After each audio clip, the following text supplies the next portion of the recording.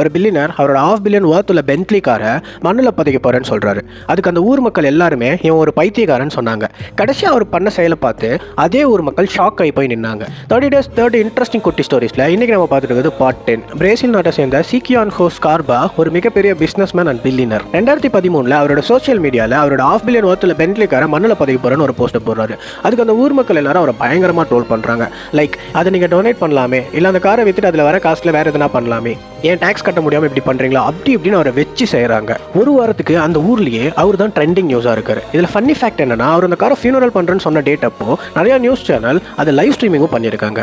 Car குழிக்குள்ள இறங்கிட்டே இருக்கப்போ சடனாக அதை ஸ்டாப் பண்ணிட்டு பிரஸ் கிட்ட ஒரு ஸ்பீச் கொடுக்கணும்னு சொல்றாரு. அவர் மைக்கை வாங்கி நான் பைத்தியக்காரன் தான், மக்கள் எல்லாரும் சொல்றாங்க மோஸ்ட் வேல்யூபிள் பொருளை வந்துட்டு வேஸ்ட் பண்றாரு, பணம் இருந்தாவே இப்படி தான் பண்ணுவாங்க அப்படி இப்படின்ட்டு அப்படின்னு சொல்லிட்டு அடுத்து அவர் சொன்ன விஷயத்தை கேட்டு அதே மக்கள் எமோஷனலாக டேமேஜ் ஆனாங்க. அவர் அப்படி என்ன சொன்னார்னா, இந்த காரை நான் என்ன தான் பண்ணாலும் எவ்வளோ காசு கொடுத்து செலவு பண்ணாலும் கடைசியாக இது ஸ்கிராப்புக்கு தான் போகும். பட் ஹியூமன் ஆர்கன்றது ஒரு உயிரியை காப்பாற்றக்கூடியது. பட் எல்லா ஹியூமனும் இறந்ததுக்கு அப்புறமேட்டு அது சாதாரணமாக மண்ணில் பதிச்சு வேஸ்ட் பண்றீங்க.